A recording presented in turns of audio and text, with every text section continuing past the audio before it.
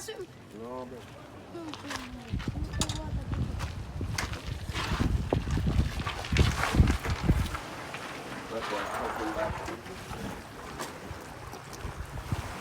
Shalom.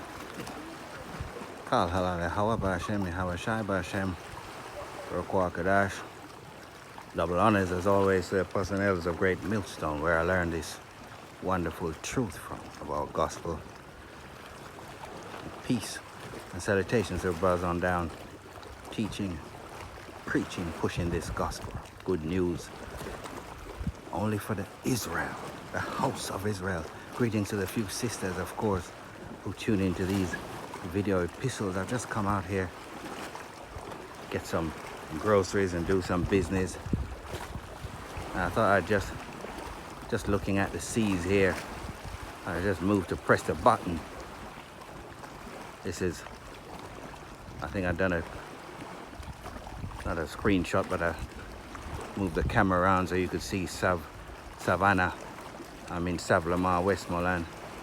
And just as I was getting back into the car, it just flashed into my mind this wretched slave owner. I think it was from England. Back in the, I think it's what, 16th century. His name's, I think it's Thomas Thistlewood or something that sounds like Thistlewood. Sorry for the camera moving. Hope it's not too annoying. I just pan the camera, just pan it round. Boat going past here. And this particular slave owner, he wrote in his own diaries, boasting about all his conquests and his brutal treatment of his slaves, which of course were primarily of the southern kingdom. In this part of the world, we're told we're the Benjamites. Southern kingdom consisting of Judah, Benjamin, and Levi.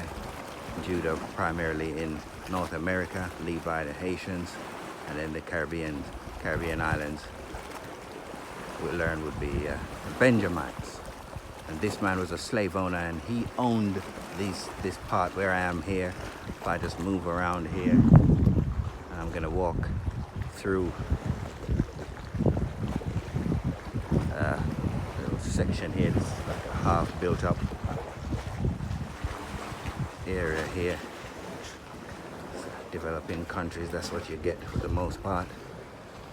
Everywhere is half built unless you go into the cities or where the tourism is, and it's like you're in another country. That's how built up it is. Grass, cut and manicured. But in these parts, it's this is downtown Savlamar. I've just come right to the edge, of course, where the sea is. And from here, obviously this looks tranquil and pretty, but the people here, they're all impoverished. And everyone hustling, trying to make ends meet. And if I was to walk further down here, you'll see this really looks rough. Got people sleeping rough, and one or two businesses until you get into the busy part of the town. I'm not gonna actually let the camera go on anyone specifically in case they get offended or agitated. I'll just stop here.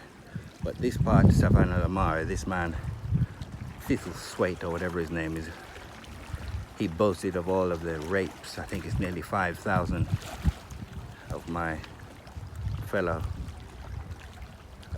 sisters, Hebrew Israelites, primarily Benjamites, that he raped. And one of the things that he was known for when he finally caught up to runaway slaves and got them back, one of his punishments, I may have said in a previous video, we're going to repeat it here now, they would whip the caught slaves, the sores were open, and then he would get his minions to rub lime into the open wound and salt. That's one of his favorites. But what he's renowned for was that he would get them to defecate, to shit in each other's mouth and clamp their mouths shut to make sure they swallow the shit.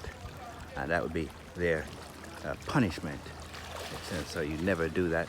Don't you ever dare try to escape again. And this Thomas Thistlewood was renowned in these parts and was commended. I think he rose up the ranks from just being a, you can read about him on Wikipedia. I think it's Thomas Thistlewood, if I'm saying his name right. And it just popped into my mind just as I was getting in the car. I thought, well, so this man owned a huge amount of, I think it's Westmoreland where I'm speaking to you from, and taking you way back up where I'm going to be driving in a while. A substantial portion was owned by him. And I was just spreading that because this man has come to the end of his rulership. And all of his misdeeds, and in particular his utter hatred of Hebrew Israelites. When we say this man, we're speaking about the race of people who are now calling themselves white. I want you to call me the white man. And he went to Greece, the Antiochus, Philip of Macedonia. If you know a little bit of the history. Let's get another boat. I don't know if you can see that in the distance there. So Philip of Macedonia, the Greek captivity, which was the first time, if you get that history in the Apocrypha, which the Bible Destruction Group took several hundred years to get that removed out of the Bible because there's just too much truth in there. They can't manage that at all.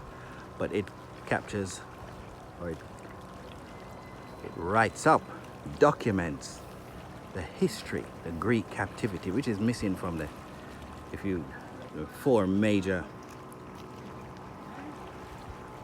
empires in Daniel's vision, in Daniel 2 and Daniel 7, speaks of the four major empires or kingdoms. The Syrian Babylonian, that's the ancient Babylonian, then the Medes and the Persians, and then the Greeks, which is when the so-called white people first got into power, and then that turned into the Greco-Romans. So the Romans followed the Greek. Well, then if you get your Bible and start reading from Matthew, you see the Roman captivity. But what about the Greek captivity? And it explains a lot if you get some of that history, which is, I think it's 14 books in the Apocrypha, mainly in the Maccabees 1 and 2, documents this history. So this so-called white man is an Edomite. Malachi 1 and 4 tells you that he's known as the wicked, the border of wickedness. And he's the subject of great judgment, end-time prophecy. And there's no way to get around the words that is written in the book. You see? So this looks tranquil and nice, pretty. But when you know some of the history, you realize that the perpetrators of this wickedness set up in the earth to do all this madness, thinking he's going to walk away in the sunset. No, you're not. You're going to be punished. Revelation speaks about your end. We're just waiting for that implementation of that device. Revelation 13:16, and he caused it. So we're in the causing stage. He caused it all, both small and great, rich and poor, free and bond, to receive this implantable device. That's what our brother John saw in his vision. Good chance he could also be Daniel, very similar. See? And you're not going to be able to buy or sell without this device. Once he does that, then we're looking at a domino effect. Third World War has already started, and it's only going to escalate. But we just need this man to push this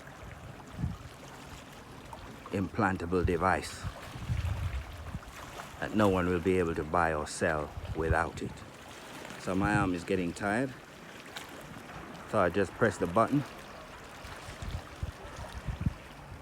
No one can escape what is written in the book. Shalom. Till the next lesson.